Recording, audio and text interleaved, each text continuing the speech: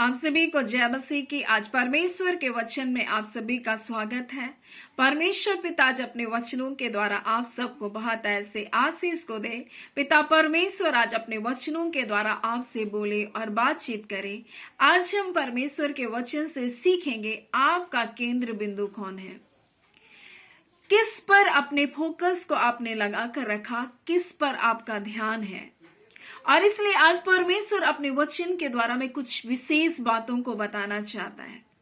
इब्रानी 12 अध्याय इसी बात को बता रहा है कि हमें चारों ओर से गवाहों का एक बड़ा बादल हमको घेरे हुए हैं। बोलते हैं कि वो गवाहियां हमारे जीवन में जब उन्होंने दुख को, प्रताड़ना को, लज्जा को, निंदा को सहा, और सबसे बढ़कर यीशु मसीह के बारे में लिखा है कि विश्वास के कर्ता, सिद्ध करने वाले यीशु की ओर ताकते रहे। और परमेश्वर का वचन हमें बता रहा है हमारे चारों ओर बहुत सारी गवाहियां हैं। परमेश्वर गवाहियों से भर करके रखा है लोगों के जीवन को। परमेश्वर के लोगों ने जब जब परमेश्वर के मार्गों में चलना चाहा, तब तब उनका विरोध हुआ, तब तब उनको सताया गया, तब तब उनको प्रताड़ित किया गया, तब तक उनको आराधनालयों से निकाला गया, तब तक उन पर दोष लगाया गया और यीशु मसीह को भी नहीं छोड़ा गया। और इस प्रकार से उसका वचन प्रेरितों के काम 4 उसका 20 में लिखा है, प्रभु हमारे मसीह का इतना विरोध किया गया कि पृथ्वी के राजा उसके विरोध में और हाकिम उसके विरोध में खड़े हो गए। बताइए, जब यीशु मसीह के विरोध में खड़े हो गए तो आपके विरोध में खड़े हो रहे तो कौन सी बड़ी बात है। जब लोग आपके ऊपर दोष लगाएंगे तो कौन सी बड़ी बात है। जब आपके घर के लोग आपके विरोध में खड़े होंगे तो कौन सी बड़ी बात है। ये होना है क्योंकि आप मसीह में, यही तो आपकी पहचान है कि आप मसीह में हैं, क्योंकि ये सब का होना तय है। और परमेश्वर का वचन कहता है, इसलिए तुम निराश मत हो जाओ, इसलिए तुम टूट मत जाओ, क्योंकि परमेश्वर का वचन हमसे इस प्रकार से कहता है, इस कारण गवाहों का एक ऐसा बड़ा बादल हमको घेरे हुए है, तो आओ हर एक रोकने वाली वस्तु। कई बार निराशाएं हमारे जीवन में आती है, अपने लोगों का ठुकराया जाना हमारे जीवन में आता है, गरीबी आती है, कंगाली आती है, लोगों की आलोचना आती है, बीमारियां आती है, तकलीफ आती है, लेकिन ये सब रोकने वाली वस्तुएं हैं। और कई प्रकार के पाप और बुराई भी हमारे जीवन में, ये उलझाने वाले पाप हैं जो हमको पापों, बुराइयों में और बुराई की बातों में हमें लेकर जाता है। ये उलझाती है आपको नफरत करने के लिए, एक दूसरे पर दोष लगाने के लिए, एक दूसरे के विरोध में बोलने के लिए। ये तो उलझाने वाले पाप हैं।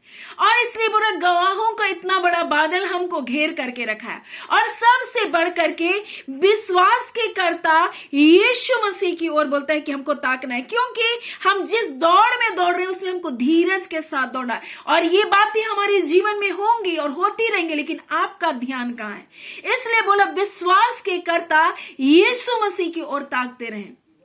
कई बार आपका विश्वास भी कमजोर हो जाएगा, कई बार आपको लगेगा कि यीशु मसीह मेरी नहीं सुन रहा, मेरे जीवन में इतनी तकलीफें हैं, परंतु परमेश्वर का वचन इस प्रकार से कहता है कि विश्वास के कर्ता और सिद्ध करने वाले यीशु की ओर आप ताकते रहें। कई बार आपके जीवन में वो दुर्बलताएं, आपको कमजोरियों को, आपको ऐसा लगेगा मैं मसीह के पास नहीं जा सकता क्योंकि मैं सिद्ध नहीं हूं, और उसी सिद्धता को देने के लिए यीशु मसीह आपके लिए आया।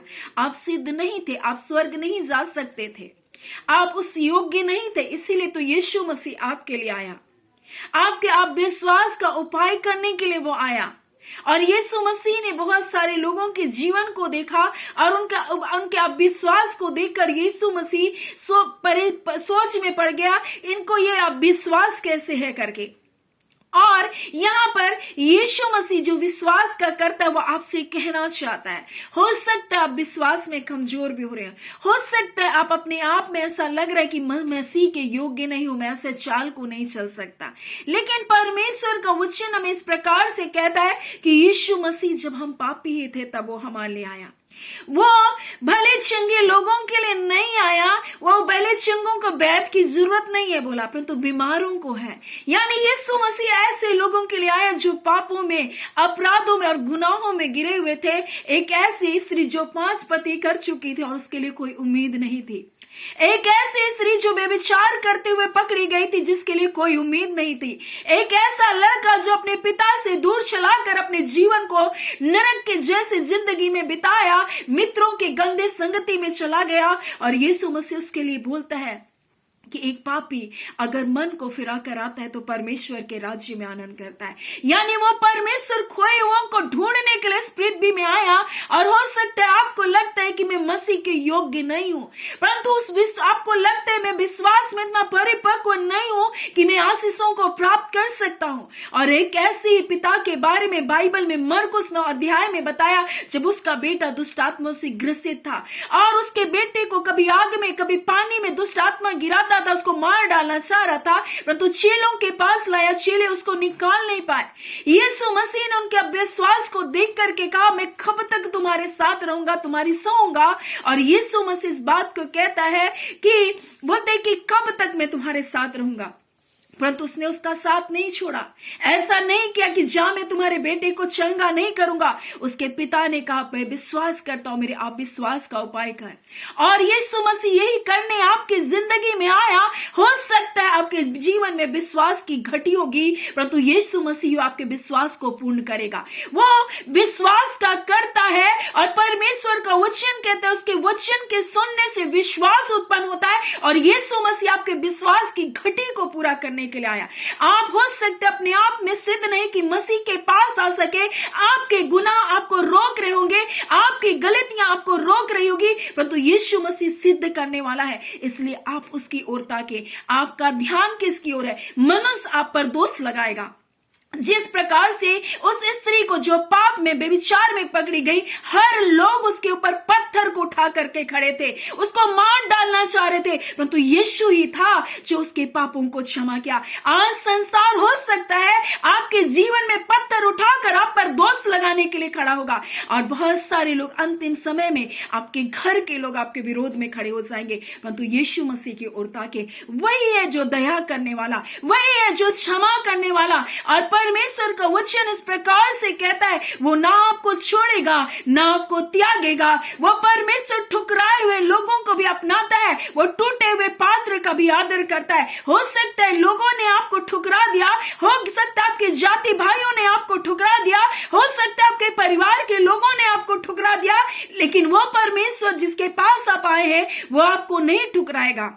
और इसलिए उसका वचन इस प्रकार से कहता है, जिसने उस आनंद के लिए जो उसके आगे धरा था लज्जा की कुछ चिंता नहीं की। परंतु यीशु मसीह इतना विरोध को यूं ही नहीं सह लिया, लोगों के अपमान को यूं ही नहीं सह लिया, इतनी लज्जा को उसने नहीं सह लिया, क्योंकि उसको पता था स्वर्ग में मेरे लिए आनंद रखा हुआ है। वैसे संसार में हो सकता है लोग आपको मसीह होने के कारण आपको क्या करेंगे? परमेश्वर के लोग होने के कारण आपका अनादर करेंगे। और परमेश्वर का वचन कहता है, शरीर का संतान आत्मा की संतान को हमेशा सताता है। और इस बात को आप समझ लीजिए, अगर आप आत्मिक बच्चे हैं तो आपको संसारिक लोग चाहे वो मसीह क्यों ना कहलाते आपको सताएंगे। और ऐसे ही यीशु मसीह जो आत्मा से जन्म लिया उसके विरोध में शारीरिक लोग क्या थे? पीछे पड़े थे। पौलुस के विरोध में यहूदी लोग उसके पीछे पड़े थे। जितने मसीह लोग थे वो सताए गए और उनको प्रताड़ित किया गया, उनको आराधनालयों से निकाल दिया गया, उन पर दोष लगाया गया। और परमेश्वर का वचन इस प्रकार से कहता है, जगत में तुमसे बैर नहीं करता, परंतु जगत मुझसे बैर करता है, क्योंकि मैं उनके विरोध में गवाही देता हूं कि उनके काम बुरे हैं, वो गंदे कामों को करने वाले हैं, वो गलत न्याय को करने वाले लोग हैं, वो अपने पक्ष में मुंह देखा न्याय को करने वाले लोग हैं। और इसलिए परमेश्वर कहता है वो तुमसे बैर नहीं करते परंतु मुझसे बैर करते, क्योंकि उनके काम क्या है? बुरे हैं। और परमेश्वर का वचन इस प्रकार से लूका 12:52 में लिखा है, क्योंकि अब से घर में 5 लोग 2 के विरोध में और 3 लोग 2 के विरोध में रहेंगे। क्यों? पता है, क्योंकि परमेश्वर का वचन हमें सिखाता है कि जब आत्मिक लोग आत्मिक जीवन में बढ़ते हैं तो शारीरिक रोग उसको सताते हैं और ये होना तय है। और उसको लोग कहेंगे, अगर किसी को मार डालेंगे तो ऐसा सोचेंगे मैं परमेश्वर के लिए काम कर रहा हूं। और ऐसे ही अंतिम समय में होगा, जब लोग परमेश्वर के लोगों को मारेंगे तो सोचेंगे कि मैं तो धर्म का काम कर रहा हूं। और ऐसे ही पौलुस भी कर रहा था। जब तक उसकी आंखें नहीं खुली थी तब तक उसको लग रहा था मैं परमेश्वर का काम कर रहा हूं। आज बहुत सारे लोग कलीसियाओं में ऐसे ही कार्य को करते हैं और परमेश्वर के विरोध में वो जाते हैं।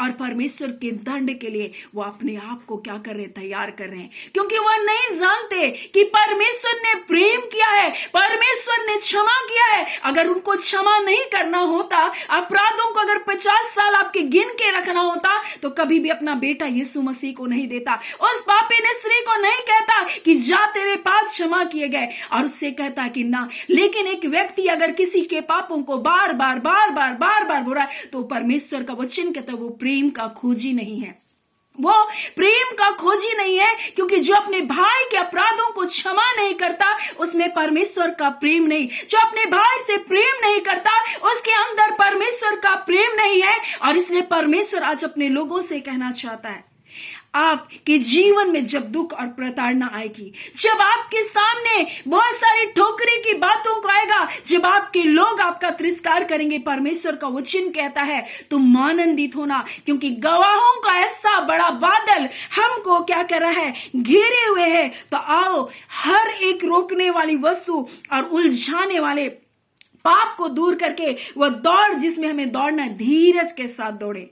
और आपको लोग क्या करेंगे, मसीह होने के कारण आप जब परमेश्वर में बढ़ेंगे, टाइम ऐसा आएगा जब आपको सब लोग छोड़ देंगे, और यही वो टाइम होगा जहां परमेश्वर आपको ऊंचा उठाएगा।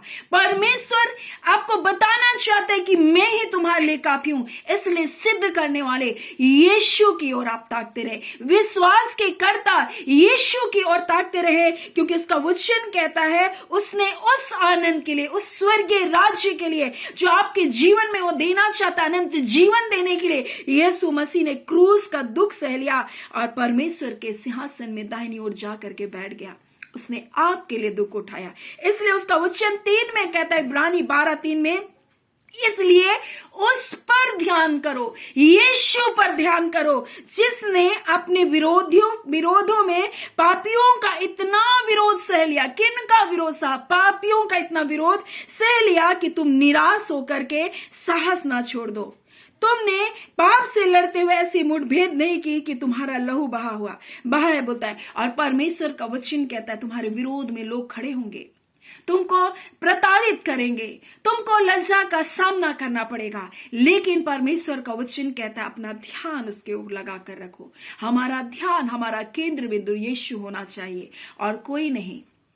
और परमेश्वर का वचन कहता है बहुत सारे लोग, वे क्या करेंगे, व्यर्थ उपासना करने वाले और मनुष्य की विधियों को, मनुष्य की रीतियों को परमेश्वर का धर्म उपदेश करके वो सिखाएंगे, परमेश्वर की आज्ञा है करके सिखाएंगे। और यही वो झूठी शिक्षा है जिसके बारे में परमेश्वर ने अपने वचन में कहा। इसलिए सचेत हो जाएं, चौकस हो जाएं कि परमेश्वर ने क्या किया है। आपका ध्यान यीशु मसीह पर होना चाहिए, उसने क्या कहा आपके लिए, इस बात पर आपका ध्यान होना चाहिए। लोग क्या कर रहे हैं, लोग कैसा बर्ताव करें, इस पर से अपना ध्यान को हटाएं और निराश और दुखी ना हो, क्योंकि इन सब का होना तय है। लोग छोड़ देंगे कोई बात नहीं, लेकिन परमेश्वर आपको नहीं छोड़ेगा।